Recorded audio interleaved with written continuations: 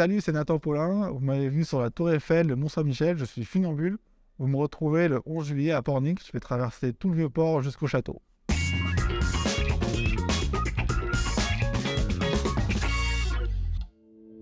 Alors moi, j'ai commencé entre deux arbres, la slackline. En 2011, je me suis mis à marcher sur un fil dans mon jardin et j'ai été captivé par le côté un peu méditatif. J'ai une attention qui est un peu diffuse, j'ai tendance à écouter ce qui se passe à droite à gauche, et là marcher sur un fil, ça a tout recentré, c'est ça qui m'a beaucoup plu au début.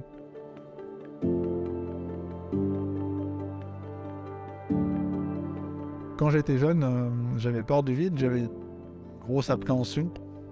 J'ai pleuré en montagne quand j'avais 13-14 ans, sur une arête, j'étais terrifié. Je pleurais pas parce que j'avais peur, c'est pas la peur qui me faisait pleurer. Par contre, je pleurais parce que j'étais hyper déçu de moi-même en fait. La pratique de la highline, c'est vraiment un combat contre soi. On va combattre des peurs et on va aussi consolider de la confiance en soi. Il y a vraiment quelque chose du combat, de violent même, parce qu'il y a la chute, on se fait mal, et pour ensuite accéder à quelque chose où on est dans la maîtrise et tout va bien. En fait, quand je me lève, il y a une énorme poussée d'adrénaline avec un coup de stress. Le cerveau, il envoie plein d'informations qui disent au début warning, c'est pas normal, t'as pas à être là. C'est quelque chose qu'il faut maîtriser. Et moi, aujourd'hui, dans le vide, des fois, je peux être vraiment à l'aise.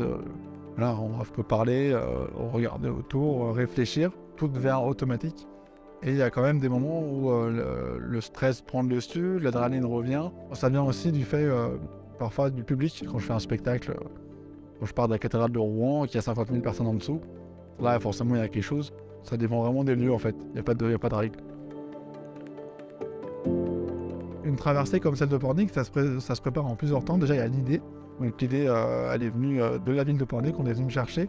Et après, techniquement, il y a un gros travail d'ancrage sur les bâtiments. Donc là, on est sur un château. En fait, il y a une énorme partie technique. Là, on va avoir une équipe de 5-6 personnes qui vont gérer tout ça. Une fois que c'est installé, je vais faire la traversée. J'aurai un micro.